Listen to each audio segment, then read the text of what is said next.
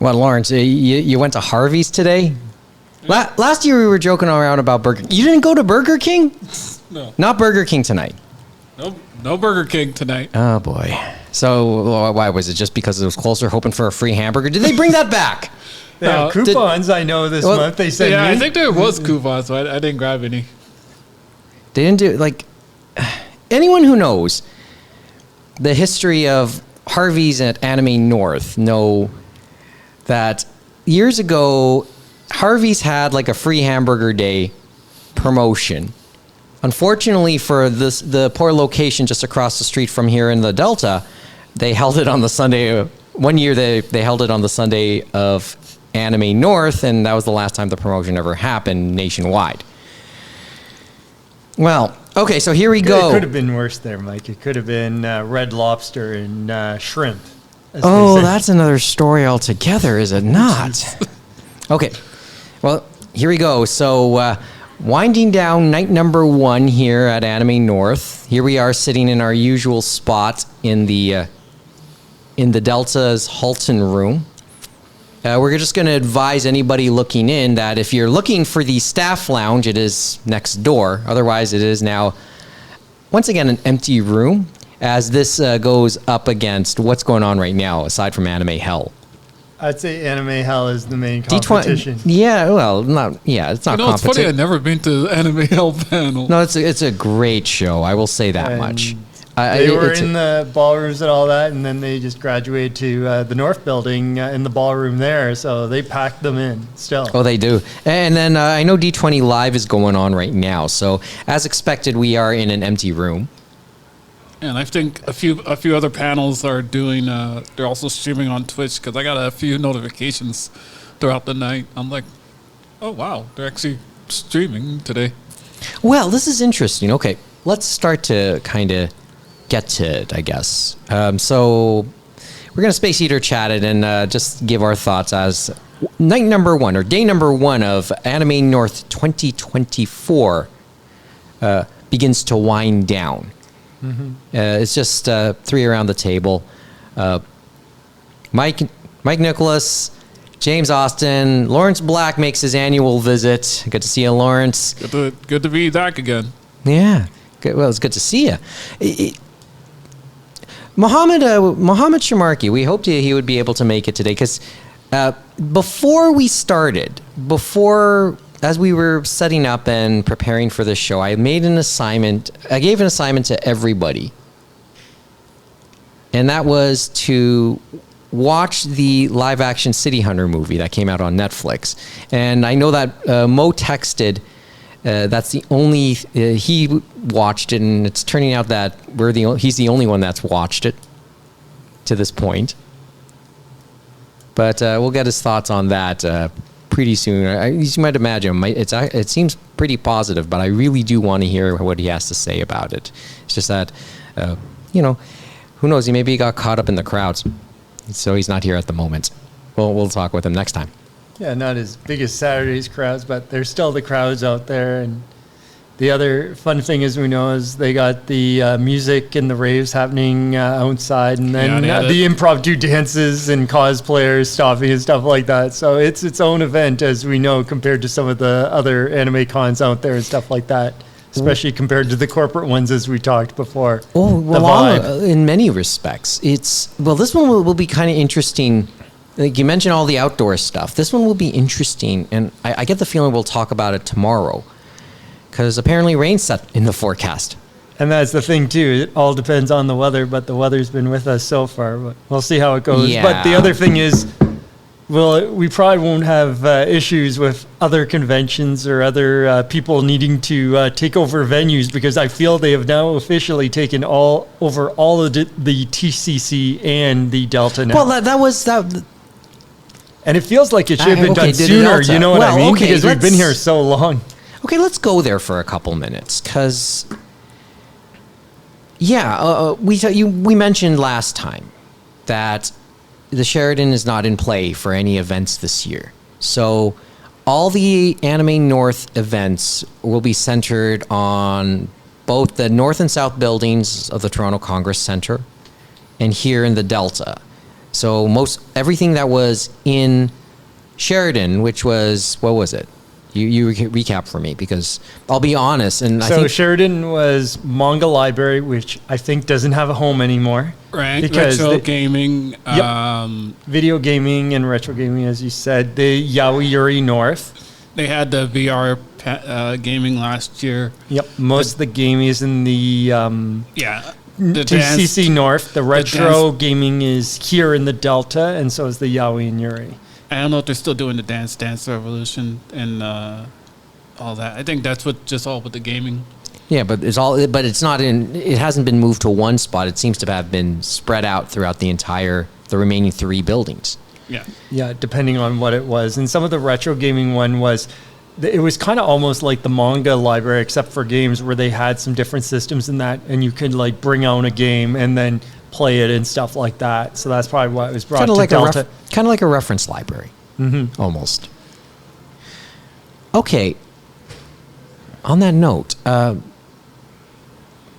does that really change the dynamic? I mean, by my own admission, every time I had done Anime North over the years, I kept forgetting about the Sheridan. I could never give myself the time to walk over there. Plus, in more recent years, with COVID, and then me just being tired from going to, I just could not make the effort to go up there. Has there been just as we reach the end of the first day, do you get a sense that, how do I put this? The number of people seem more concentrated. It's more dense with con-goers, or really there weren't as many con-goers and gamers in the Sheridan, so it doesn't make a big difference what we're seeing here now with all their events on this side of the 27. I think it depends on the events and stuff like that, because I went usually on the Saturday and Sunday at certain times, and usually you could get around there and stuff like that, and sometimes they were cloistered in their specific areas. So if they got specific areas, like we said, then they probably are going to be fine and stuff like that, because they just had to rejig the mapping and stuff like that. In the North building, they still have tons of room, and that's where they had moved the registration as well. So yes. It isn't even in the South anymore, so that gives a lot more space to the other things that they're doing there, and that includes the Artist Alley has been expanded, and it was nice and wide from what I could see, and the dealer's room seemed to be rejigged and stuff like that, and the bigger players were kind of moved out front, so that probably was good. I guess time will tell on Saturday, because that's the real test. Always is. And for reference, as we're talking, word came down yesterday, that the Saturday tickets are now sold out. Which is expected. And the weekend tickets as well. Oh, the weekend is now done as well? Yeah. I found out about 2 o'clock this afternoon that tickets for weekend were all sold out. Okay, Dynamic. On the topic of Dynamic, what's the reaction? What do you think is the reaction, or what have you known is the reaction to putting registration now in the North building? I have my guess, but So far from what I've seen, people being really positive and everything. Less crowded than, that whole line that just snaked around the parking lot. And It's just sneaking somewhere else, right? Yeah. just sneaking somewhere else. But is it more indoors, or is it still very outdoors? It's still outdoors, but a lot of people are confused because they're kind of like, Well, the usual building when they're like, no, you got to go down. And then they put signs on the door saying registration's down that way. So. yeah, so there's probably some initial confusion already. And I think, what is it? I did hear stories in the of people in the Nominoichi line, at least when we were waiting. I'll go to Nomi a bit later, who were like, they did not know about, really didn't have a sense of the move of the registration into the North building, thought it was the South building, and this was as 9 p.m. crept up, and they are very punctual about closing it. Mm-hmm. And they missed getting their early, they missed getting their badge on Thursday night, because they were just off the cutoff line for 9 p.m. last night. So, is it spacier there? But from what you could gather, does it feel a little bit more spacier, or just like it? It looked like Does there's it feel way like more room this year than. Does it feel like this is a move that could work? Yeah, if they organized it and everything and keep the signs out like they're doing on the doors and just having people just... Well, that's something I've already noticed. Every single door here in the Delta so far has a big red banner in front of it. And they said, yeah, this is for panels. This is where you go if you want to go to the video rooms. Even the stuff staff like that. lounge. So Even the staff lounge. Yeah. But yeah, So their signage is definitely more prominent, I would say. Yeah, this is pretty good So so it's far. less confusion. I think just with the registration, everyone just being so used to registration and dealers hall all being in one building that it's just like, wait, we have to go down that way? You sure? And it's like, oh, okay. Yeah. Maybe there's going to be an initial adjustment. Yeah. For sure. And obviously we've heard those stories already, but it's probably, I mean, I concede it's probably a good thing in the long run when people get used to it, that there will be very distinct spots now established for those things. All right, beyond that, other observations, day one. Or have you really said or ready? Because with the increased room in the artist alley, with the increased room in vendors. I went around the vendors hall for a little bit. I didn't find what I was looking for. One title I was looking for, apparently it's delayed, the print. So I had to really just be like, okay, then I guess I'll have to wait till when it comes out. Well, what are you looking for? I mean, I admit I'll be looking for a couple different titles here.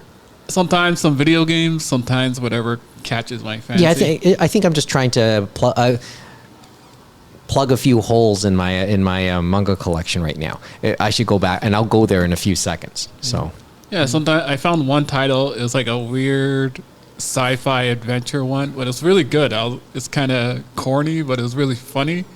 But then the publisher delayed it, so I was like, I didn't even realize it. So the beginning, who sells them, and they're like, yeah, you're gonna have to wait a little bit, man. I don't have the second title. So I was like, okay, then. Well, I'm subscribed to their newsletter, so they'll let people know when the second one comes out. so have you bought anything anyway so far, or just Harvey's? Just Harvey's. Just Harvey's. Just food right now. Last year, I got a Nintendo Switch version of the video. I don't know if you guys remember the game, The House of the Dead. Oh yeah, I remember he they knows brought he that knows one the back. Switch. I mean, James knows Switch better than I do because I'm a PS5 guy, right? Yeah. So that's available on the Switch. I found that I think either Iceman Video Games or one of the vendors had it. So Yeah, because they did a remake of it. It's like I know they had done some patching up on it, so they said, yeah, it's a nice one. James, observations yourself on day one. Oh, well, it was nice weather, and then I did see a few panels. I went to the Delta and saw Samantha Ferreira, and I saw her exploring the era of the 2000s anime bubble, which actually was the exact same one I watched online, stuff like that, but it's still a good panel if you ever get to see and stuff like that, exploring the early 2000s and what happened with the collapse of like Musicland, all those other things, and then obviously other bubbles that contributed to the anime bubble, and the bullish nature of some of the companies that thought they were going to sell a lot, and then they had all those nice returns and stuff like that, bite them in the bum and stuff like that, and then the splintering of ADV into many pieces that we know of today. And then a lot of the other ones that somehow we knew but no longer exist. And then the one we do know was a pirate ship that got money from investors. Yeah, and then they got taken over by somebody who seems to like to rule the world now. But the other thing was I went over to TCC South, and you know what's crazy? I have seen some panels there before, but I don't know what it is, but it is nice, but it's just confusing going through there sometimes because there's two sides to some of the panel rooms. So it's kind of like, okay, am I going in the right door? Because there could be 6 options going into one of those panel rooms. My memory, crazy. My memory of the rooms, of the conference rooms there. Yeah, they're the dividers. They're room dividers, and like it just seems to happen at a very weird points, I guess. And So I can see how it could confuse you, though. My memory of the conference rooms. Yeah, and I saw a tiny bit of Dan Kimitsu for the Japanese doujin community in COVID, which kind of correlates to the second panel by him tonight, which I already saw, which was censorship issues facing anime, manga, games in Japan and stuff like that, where he goes over it, and he goes over it from a Japanese and an American perspective, since he's Japanese American, and obviously he's done translation work. So it's interesting hearing him. Yeah, and I know he's he's quite well versed. I mean, both. And I think Mike Toole was there too, because he goes to some of the panels as well as doing his own this weekend. Yeah. So he was there at the panels I saw. Well, I mean, Amanda and Dan, they're both well versed in the stuff they talk about. I know, if I remember correctly. What is it? I mean, not Amanda. I said Amanda. It was Samantha, right? Sorry. I know Samantha is like working on a book And about I think about the set yeah, bubble, and right? that's part of what her material she was using for the book, for the bubble and stuff like that, which you could turn into a good book. It would be an interesting read. And then the other funny thing was during a second panel for Dan, he made the joke at the beginning where he said, "Why are you guys all here? You could go see Doki Bird," because Doki Bird's line was just snaking through that front part of the convention center. Well, okay, Doki Bird has obviously been in the headlines in the first half of 2024. As we talked it with to Kevin, and Kevin would have a better understanding, but she probably filled that ballroom that she was at, and I'm guessing it would be interesting to see how exactly that would work. As we said, they definitely, for some of them, use specific technology and stuff like that to stream them in and stuff like that. Yeah, I guess. So it's not as simple as just putting someone on a screen, as they say, or an image on the screen. So we're seeing a fair number of panels streamed here. Are we seeing that? Is that something we're going to see this year?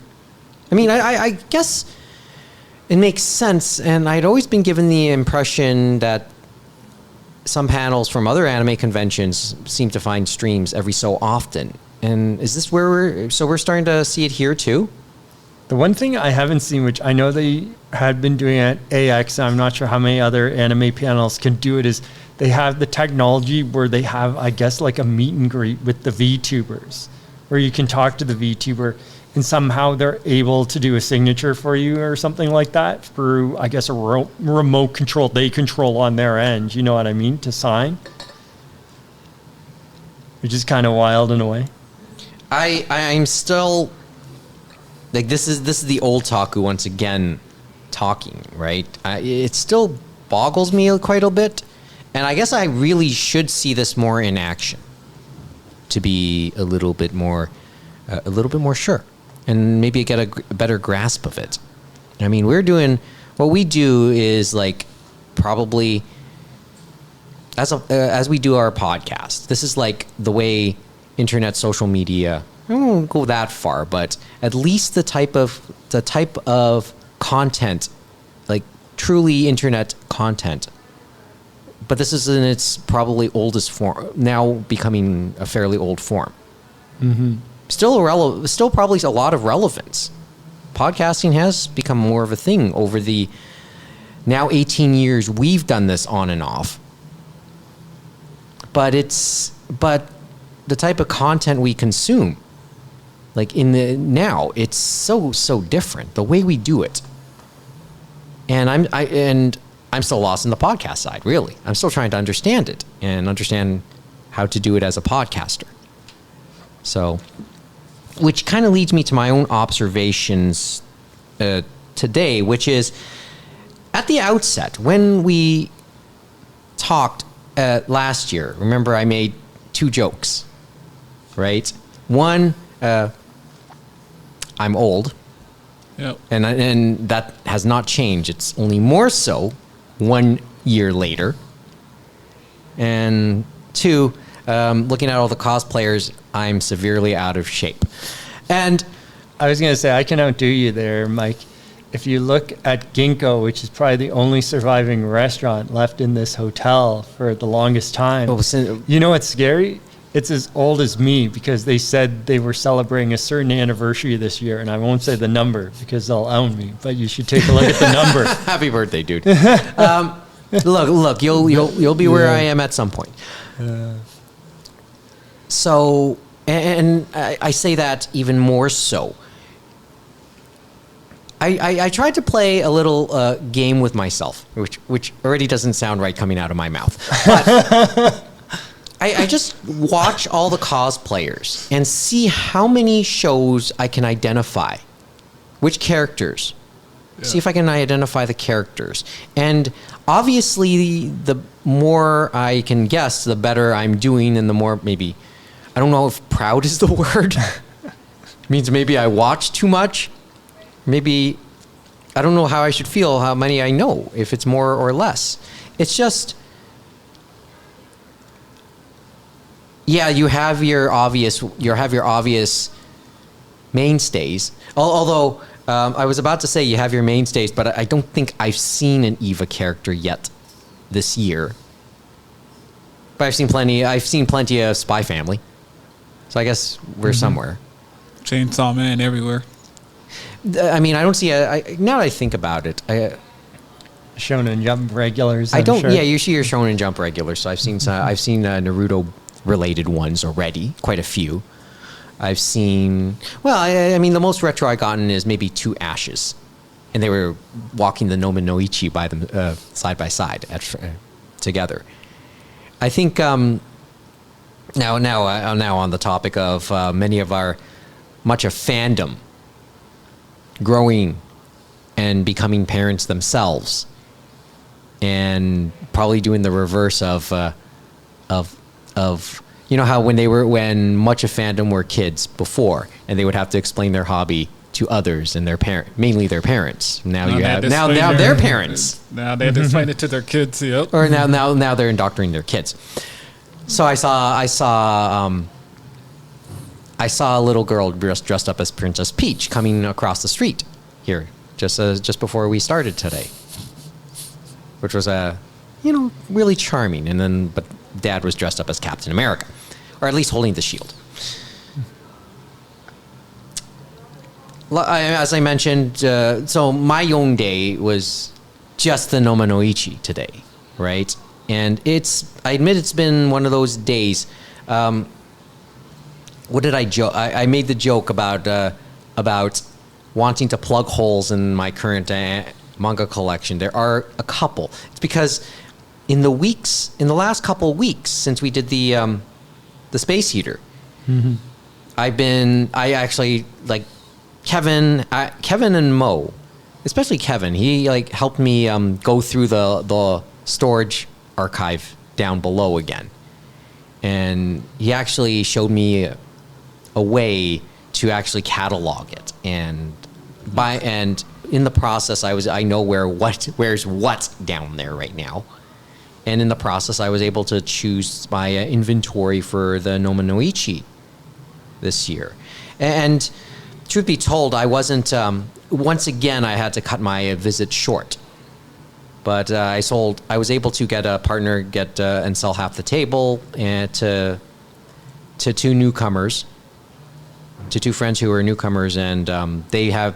Well, as we're talking now, the Nominoichi is about to wind down, right?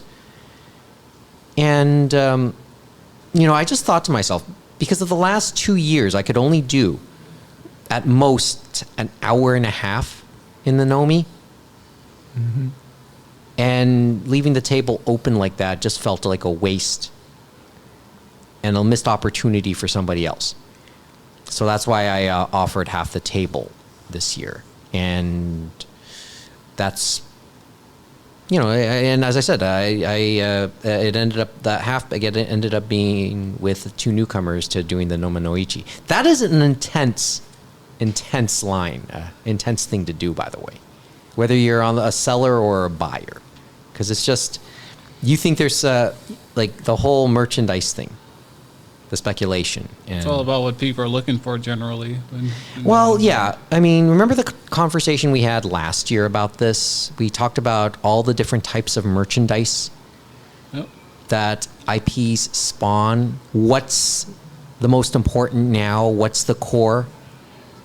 Like, I mean, we know what's the base. Most of the time, what's the base product for an IP? Usually it's an anime or a manga. Does it become its most important? Does it become its most revenue generating? This is a business. Let's be honest about anime and manga. This has become more and more of a business. And to use another cliche, for better or worse. And I know we'll talk a little bit about that more at length tomorrow. So, what is the most important pieces of merchandise? What are the most, if it's not the obvious, if it's not the originals, if we can't say it's the anime or the manga? Is it in the trinkets?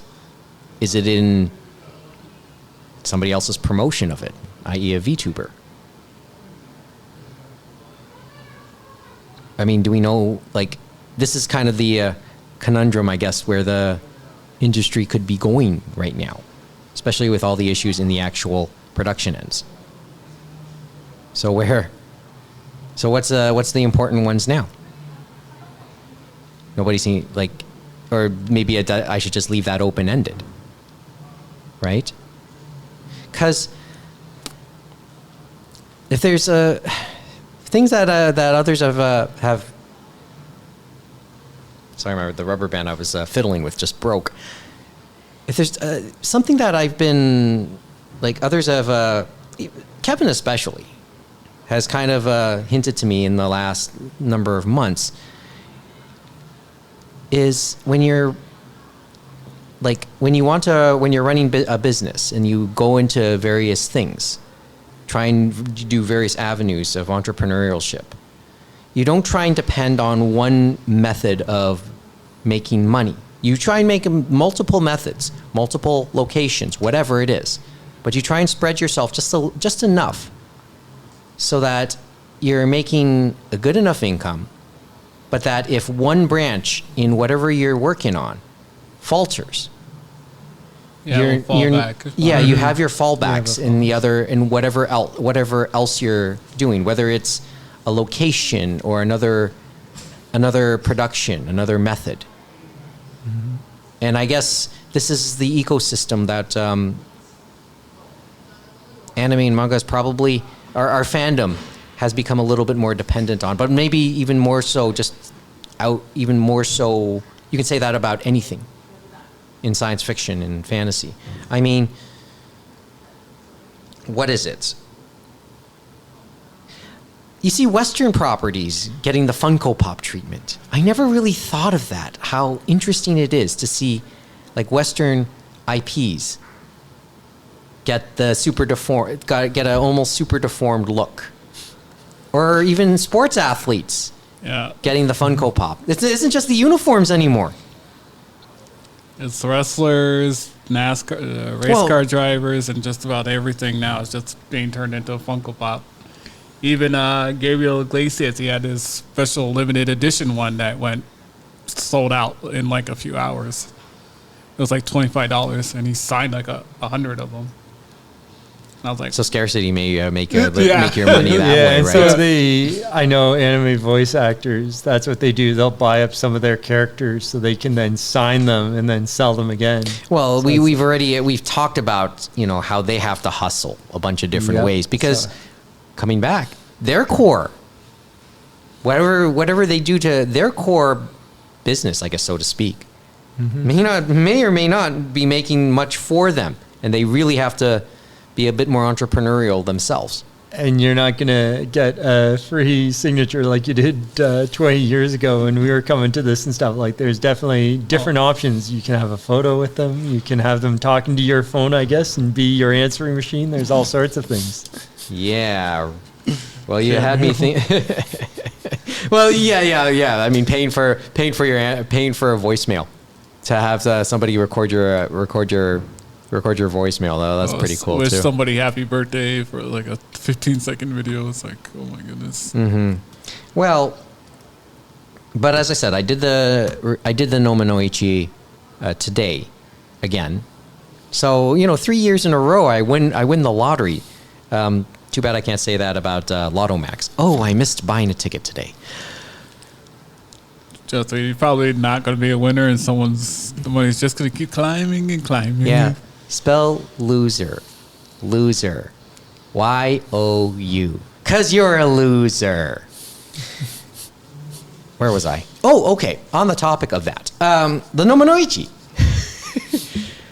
I was going to say, what are you going to do with the 70 million? Buy more anime and manga or buy a professional sports team? How about space?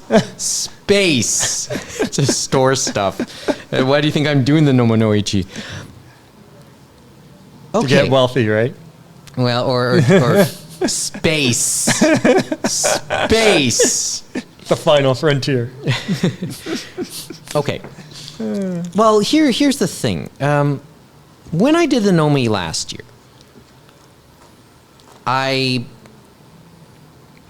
the most of my stuff was DVDs.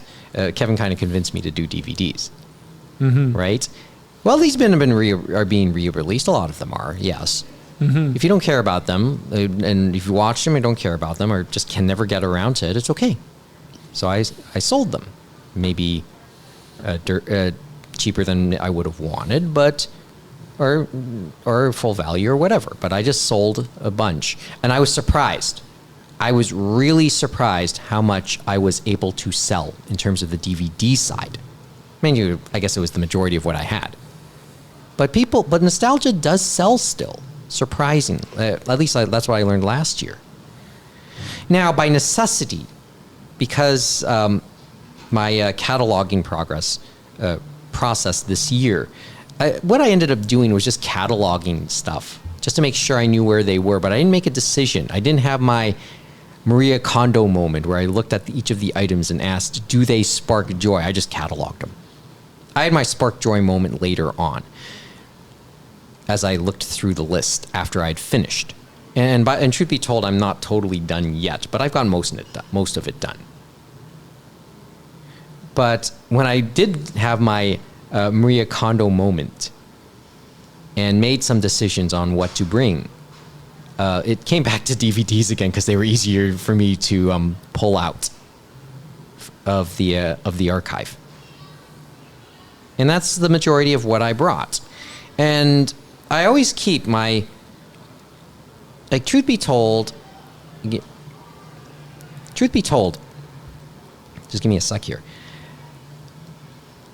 Truth be told, because of, how shoddy I tend to be in making my selections and doing my pricing. By the way, and I was a little bit more prepared than I usually had been, although it still doesn't say too much. I was a little bit better prepared. I always keep my expectations modest. I'll be happy to make my money back, or $100 or $200. I don't know what my final figure is. I'll let you. I'll count it up a bit later and let you know. But I will come away saying, okay, I did make something, but it was still slightly disappointing, I'd say. But then again, I didn't have the real amount of time to do it, right? Remember, I was there for only an hour and a half at most for the whole thing. I mean, I was just looking at my my sales list. Here it is in my right hand. For the first time, I actually printed out a price list of what I was selling. And what is this? I think I'm counting here. Of almost, I think it was like 30 some odd titles that I brought over. Mm-hmm. I think I barely got through sold a third of them. So I found, so that's not too bad in the end, like when you look at it in the grand scheme, but it was, I guess, disappointing, just a little disappointing that I couldn't unload a little bit more. I mean, when it comes down to it, I think I got I had four boxes worth of stuff, and when it was all said and done, I had 3. So, and for an hour and a half, maybe that's not too bad when I think about it. I guess I maybe going back to having modest expectations, I had them just a little titch up this year after what happened last year, and I guess I was just a little disappointed. So it comes back to the other question. So what is still the most important piece of merchandise for an IP? Maybe it's not becoming at least a copy of an anime you can hold, because of the way we consume our anime now, and maybe manga in the future, or anything, or any print in the quasi print in the future. But I guess there's less and less emphasis. This is it. We talked about physical media being on the downturn, and this is, another version of it, I guess, to me. Yeah, they kind of went with the video on demand. So, like, a lot of anime you can find on Google and Microsoft, and less on the Apple Store, I find lately. Really? Yeah, subtitles more Google and less iTunes. I'm like, it's weird. What about you, James? Yeah, I was thinking it's like, well, Google wants you to stay on their site. Remember, that's why they're basically taking stuff and saying, hey, it's like, I got your answer for you, but I just took it from some other site, right? But they want you to be there. But I think the other one is Amazon probably is another big one too, because I know a lot of those simul streams and stuff like that, they're like, oh, you can get a digital copy now of this. But it's like, are you really getting the best quality of that product? Because a lot of the time you might get a better version or an uncensored version, or you know what I mean, for the physical release and stuff like that. So there isn't always guarantee that it'll be updated for a digital version. But I'm sure we'll be talking about it again tomorrow and stuff like that. Well, we could be talking. It's an ongoing. It's an ongoing discussion, right? Mm-hmm. But I know. Amazon's been adding, because I took Amazon Prime for a year. They've been adding anime left, right, and center. So yeah, but yeah, I don't know. Apple seems to be not all that interested in the anime releases. The movies, yes, but not the shows and whatnot. Which is a weird one. And it's interesting that Crunchyroll, it's like not every single show they'll have simulcast. You're still surprised how many of those actually don't get a dub and stuff like that, which is interesting. So it's like, it's not like it used to be where it's like, we're going to dub everything. And that was one of the reasons they bought, Sony bought Funimation, because they had the process, so to speak, to get those things dubbed efficiently. Well, it's weird because, yes, like me and you, James. Happy birthday, by the way. No, me and you, James. Like, we come from a segment of fandom that was I guess, liked listening to the Japanese voice. We may not have understood it. We love the subs. Mm-hmm. But we liked listening to those Japanese voices because we called it the original. The way it was intended, original. Whatever. I get that, but we gotten used to it, and we accepted it. Mm-hmm. We like our age, mm-hmm.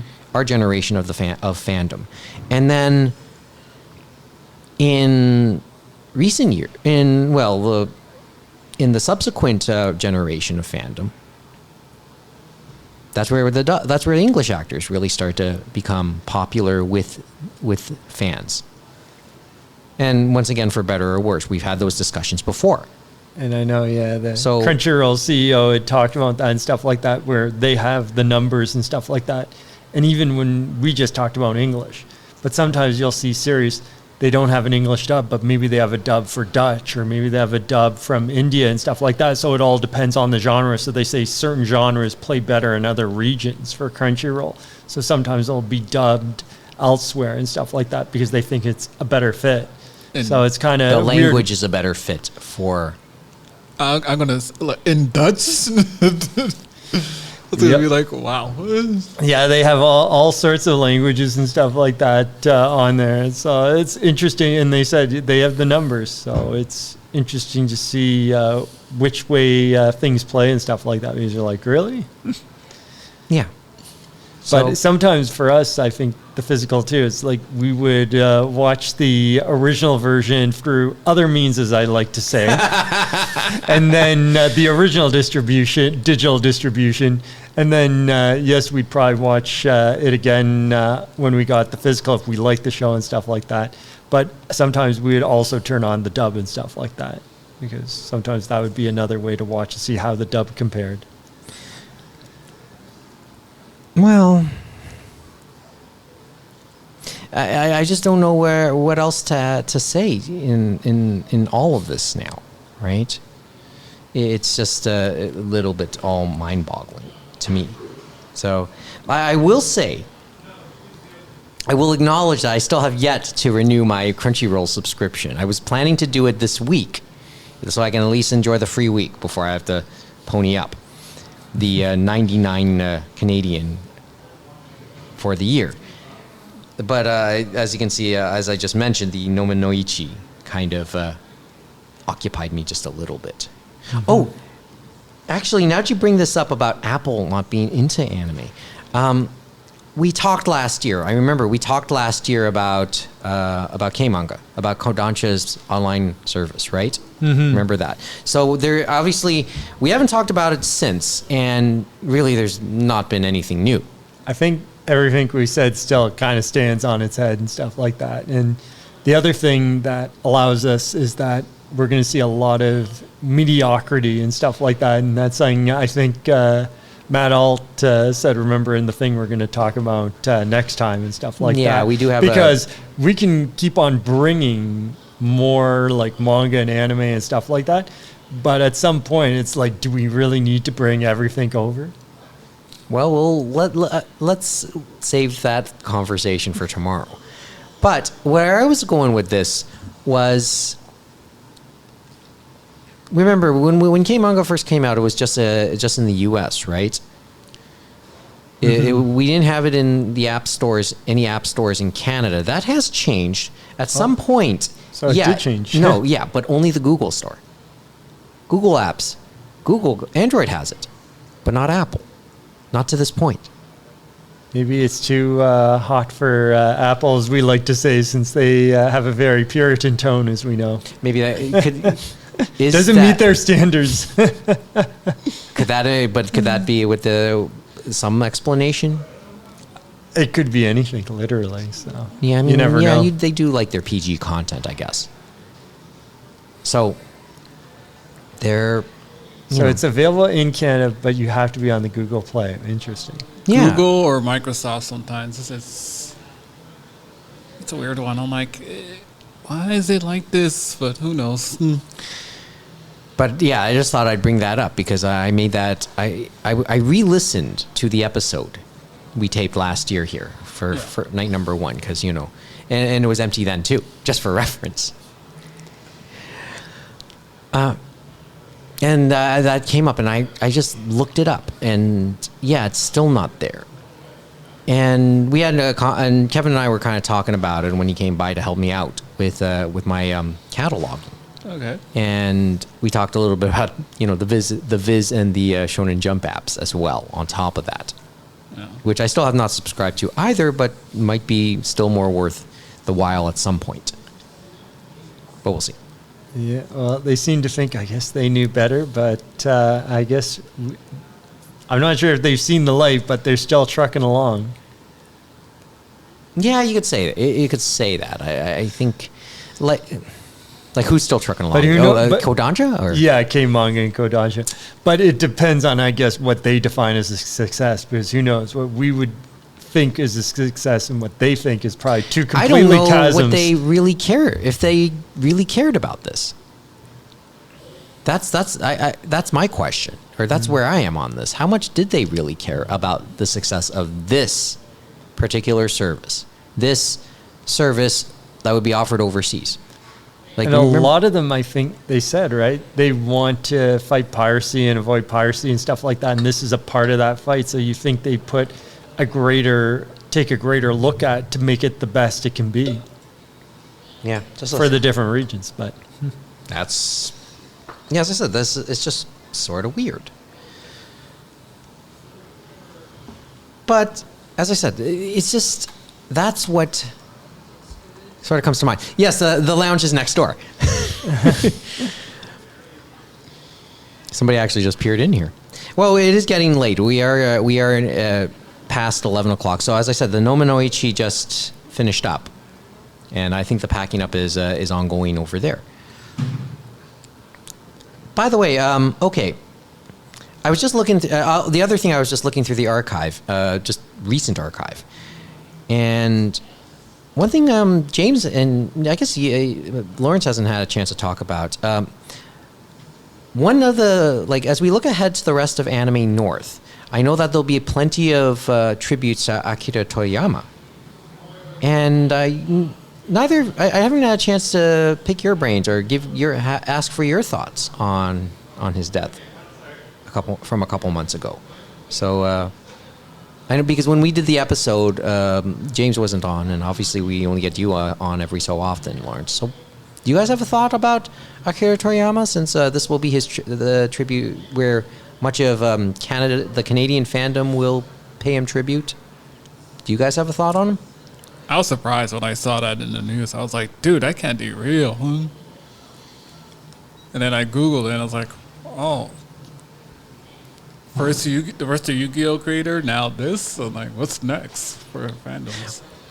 Well, Definitely you put it surprising. Yeah, it's like yeah. one after the other. Well, he might be, like, he's one of the top ones, at least the ones that kind of, like, he pulled in a younger generation, right? Yeah, like, he was the generational change, because as they said, you look at Dr. Slump and see how it transitioned from when he started the sea change with Dr. Slump and the covers, and then before that, it's like night and day what the designs and what their stories were about to a degree. So he started that sea change in the 80s to where we are now and stuff like that with Shonen Renaissance. It's a weird, and like you said, what's next, right? Like, I mean, this is the key one. We taught Leiji Matsumoto, obviously that was a big loss, but he spoke to an older generation. He became popular with an older generation. So Toriyama, this was different. Yeah, the creator of Yu-Gi-Oh! And then the other thing you think about too is when he was doing that, he wasn't just doing manga and starting in manga and stuff like that. He was also saying, oh, I can do video. He was doing video games and stuff like that, adding his art to that. And you forget that Enix and Square and stuff like that, they were just kind of beginning in their nascent period in the early 80s, in the mid 80s and stuff like that, and doing things like contests and things like that. So they weren't the big corporations we know now. So it's kind of like, oh, hey, Akira Toriyama, do you want to come to Enix and help on Dragon Quest and stuff like that? And he provide these designs, and now they're iconic and stuff like that. And he started providing more for video games in the future. So he contributed to many areas.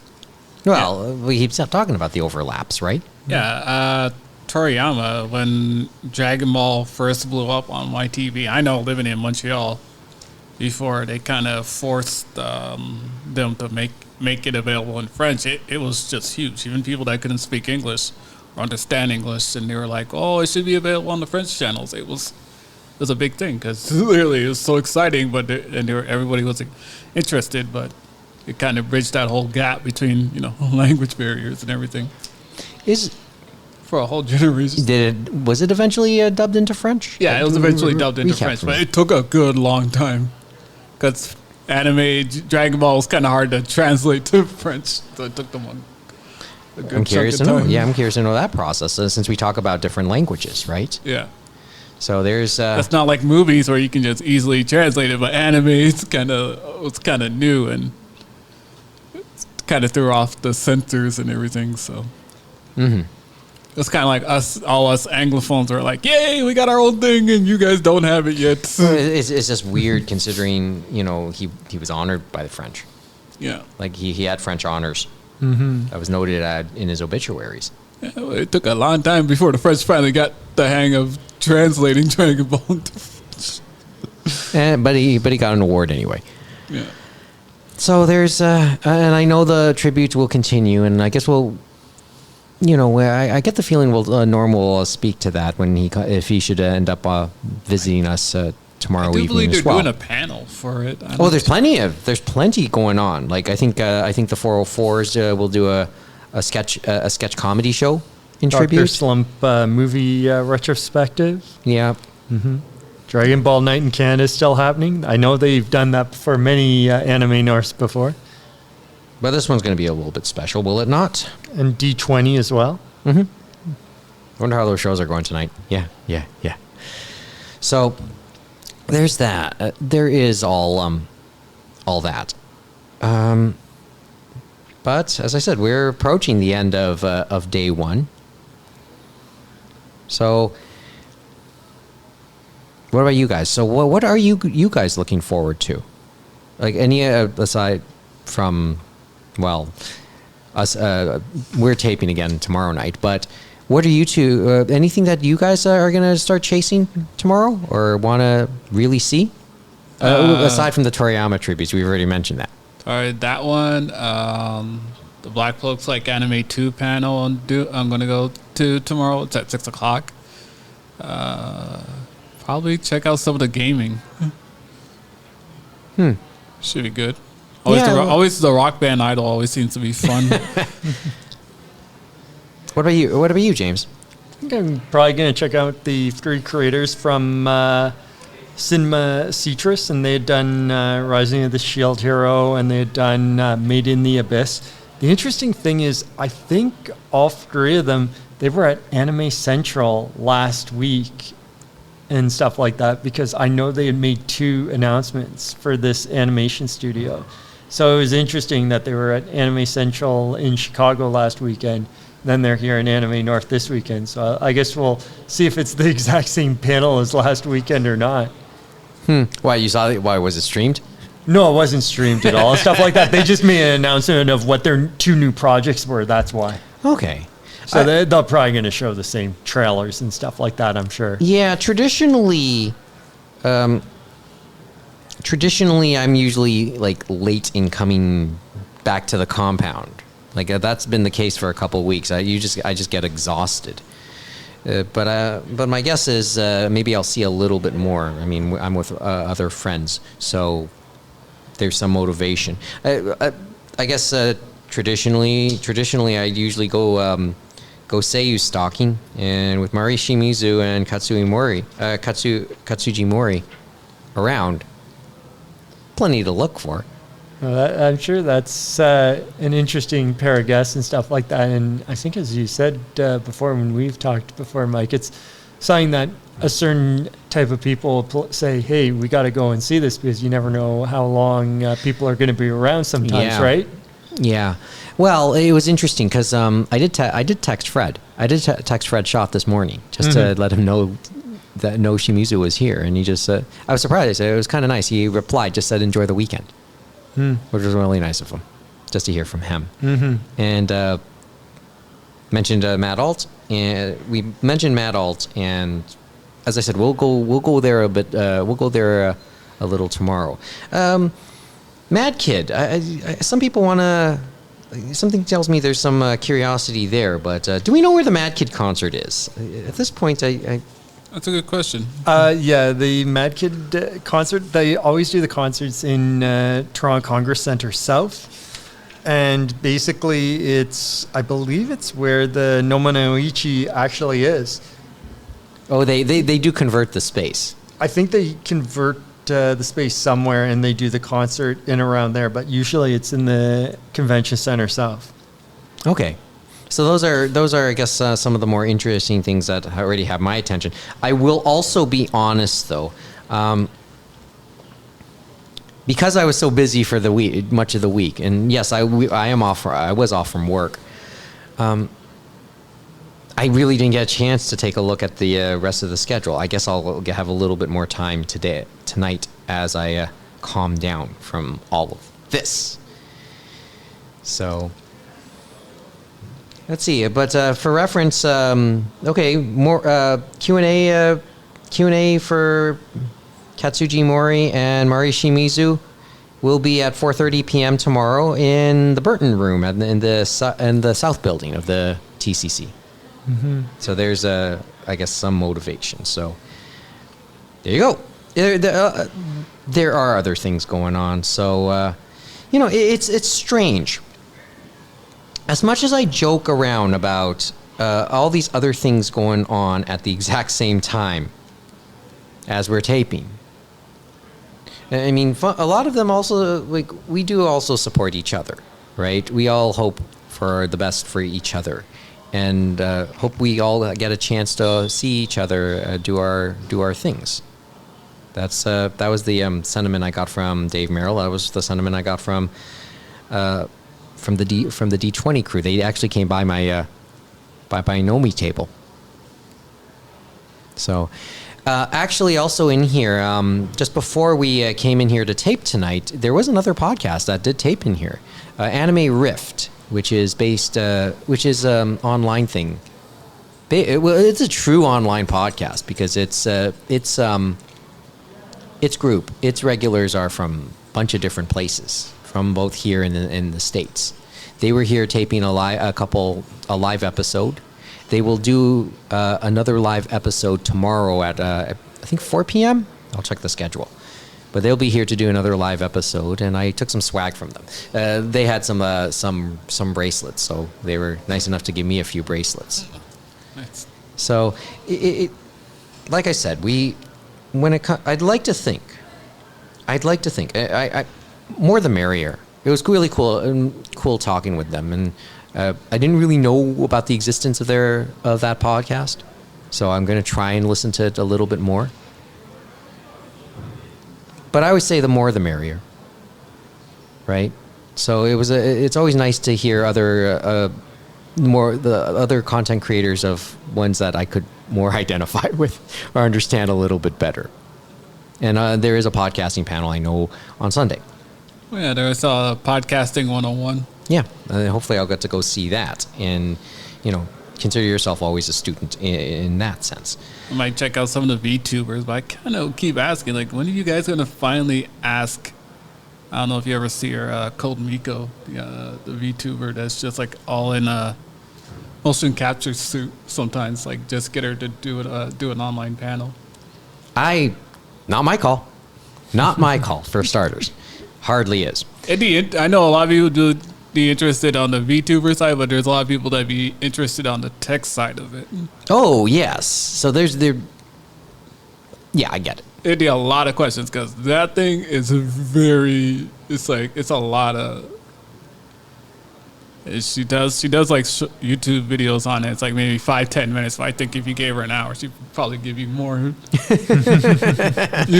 Well, you play off you. See, this is the thing. When I talked with the Rift crew, and they actually did have an audience. Good for them. I was gonna say, what's an audience? What's an audience? What's an audience? No, remember, it made me reflect on the rare times we actually had people in here watching the taping live. Mm-hmm. Remember those times back in the day, especially during version 1. Mm-hmm. And we kind of got an experience it again to some degree during the at-home edition, during the online edition back in 2021. Mm-hmm. We had to kind of play off what we knew what was going on in the chat. Mm-hmm. And the crew from Anime Rift, that was what they mentioned about the experience, because this was the first time they had taped in front of any type of audience, even if it was a few people. I was about to say, even if it was just a bunch of friends, but then again, that was the case for us too, right? So you end up playing off of it. Maybe it ends up being a bit more of a headache too, especially when Neil and Adam were involved back then. But it's always a different experience to tape at, away from your comfort zone, away from what's the normal routine for your show. To that end. We're almost done. It's a shame. I wish Mo was here tonight because I want to compliment him. One thing I want to do before Anime North was run off a handful of business cards So to distribute to everybody who doing here, well, that's kind of pointless. But to friends, to people doing the Nominoichi, and to people we talk to on the streets here, the mean streets of Dixon and 27. And he was the guy who designed the card. I gave him a concept. He made some suggestions, and I thought, okay, those are pretty good. And that's what he ran with. So so it's the best looking business card we've ever had. Probably because I never had to make them. And I want to at least give Mo his kudos for a real big thank you for doing this. I mean, especially since it was so last second. I will also grant, this will be perfect. This is great for this weekend. Of course, we'll refine it. I'm thinking we'll refine it for something that was last second. It was a great job. Of course, there might be a slight tweak to this somewhere along the line, but for what we wanted for this weekend, great work, Mo. Thank you. And maybe next time I'll get a little bit. I'll be able to ask for that a little earlier, so I don't have to pay so much for 100 of them. So $30 at Staples, really? But in any event, that's it. That's it. We're off and running here at AN 2024. Yep. Bring your umbrellas tomorrow, folks. Or if you're listening to this in the morning, bring your umbrellas today. We're not quite at midnight yet. But, as I said, we're off and running. So there's a little bit of what we're thinking. But what are you guys thinking? Check us out online, animeroundtable.com. It's now a link tree, and you can get links to where you can email us, although we'll give it to you right here, animeroundtable@gmail.com, and our social links through our link tree. And as always, since we are a podcast, please give us a review wherever you get your podcasts. It always looks good, and more often than not, it probably will help. But in any event, as I said, here we go. Buckle up. This should be a fun ride over the next few days. Lawrence, good to see you. Glad to be here. At worst, we'll do this again next year. At worst, next year. We'll talk about it, but we'll talk. I'm sure we'll be talking at work. Oh, definitely. Okay. Well, I did mention last time. Yeah, I did mention where the ITZY concert. Oh, that's going to be interesting coming next month. Yeah, you're the one who let me know that was happening, right? Yeah, our GM alluded to the concert. Even he got phone calls from family members asking to get him tickets to the concert. I was like, oh. Yeah, that ITZY concert kind of surprised everybody. The fact that we're going to see it there, and that's actually just what is it? South of here. No, north of here. Yeah, north. North of here. I get my... but yeah, that'll be just north of where we are sitting right now. I asked the security and everybody, like, have you figured out the logistics and how people are going to eat when they're at the concert? And still no clue yet. There's still a lot to work out. Considering everybody that's probably going to be going to this concert are going to be under the age. So that'll be. So how are you going to feed 5,000 underage people if they can't go in? All the restaurants are on the gaming side. That'll be the interesting part. I mean, there's a lot to consider. I mean, but it's a to be fair, this is going to be an interesting opportunity as well. So it'll be. To have pulled off ITZY, one of the I would say a top 5 group, on the top 5 K-pop girl group. That's a bit of a coup. So I was surprised myself. I was like, yeah, we got a K-pop band. And this is getting some traction. So let's, we'll probably be working that day. Surprisingly, the number one comment was, can it actually hold 5,000 people? I'm like, we had Gwen Stefani and Blake Shelton. It didn't seem to be a problem space-wise. See, yeah, but, and you guys do a great job there, by the way. Yeah. Thanks. But that's hey, enjoy the rest of the weekend. You've earned your really relaxation. You're oh off my from God. work too, just like I am. So Just till Sunday and then midnight, and then I go back to work. I'll see. I'll talk to you at work. Yeah. James, I'll talk to you tomorrow. Indeed. Everyone else, this episode. Now I'm addressing an audience that doesn't exist. This episode will go up hopefully well before day 2 begins. So. Hopefully, those that are listening are doing so just before they begin their Anime North second day. Just remember the survival guide rules Yeah. to Anime North. But regardless, enjoy day 2, and hopefully, maybe you'll consider coming to visit us as the day winds down. Have a good night. From Toronto. Talk to you tomorrow.